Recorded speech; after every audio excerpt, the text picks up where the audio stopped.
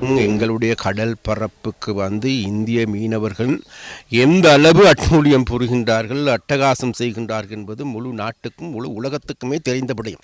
அதே போன்று எங்களுடைய மீனவர்கள் தப்பித்தவறி அவ்வாறான பிரதேசங்கள் அவருடைய எல்லைகளுக்கு செல்லுகின்ற போது இவ்வாறான நடவடிக்கைகள் எங்களுக்கு எல்லோருக்கும் தெரியும். கடந்த காலங்களில் விசேடமாக இந்திய மீனவர்கள் எங்களுடைய மீனவர்களால் கைது செய்யப்படுகின்ற போது, அல்லது எங்களுடைய கடல் பரப்பில் தத்தளிக்கின்ற பொழுது, அல்லது எங்களுடைய வலைகளை வள்ளங்களை அறுத்து உடைத்து நொறுக்குகின்ற பொழுது இவர்கள் தாங்களுடைய தொப்புள் குடி உறவாக சகோதரனாக பார்த்து அவர்களை பராமரித்தவர்களே இலங்கை மீனவர்கள். அவ்வாறு இருக்கின்ற பொழுது எங்களுடைய கடல் எல்லைக்குள் புகுந்து ஆயிரக்கணக்கான படகுகள் மூலமாக எங்களுடைய கடல் வளத்தை சூறையாடுகின்ற நபர்கள் இன்றைக்கு எங்களுடைய ஒரு நபரை கைது செய்து அல்லது அவரை கடுமையாக தாக்கியிருக்கின்றார்கள்.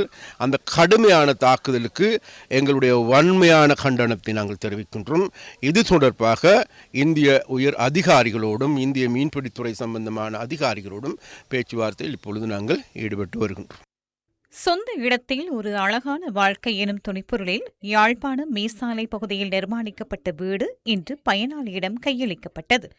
இடம்பெயர்ந்த குடும்பங்களை மீளக் குடியமர்த்துவதற்கான தேசிய வீடமைப்பு வேலை திட்டம் ஜனாதிபதி தலைமையில் கடந்த ஜனவரி மாதம் 16ஆம் தேதி யாழ்ப்பாணத்தில் ஆரம்பித்து வைக்கப்பட்டது.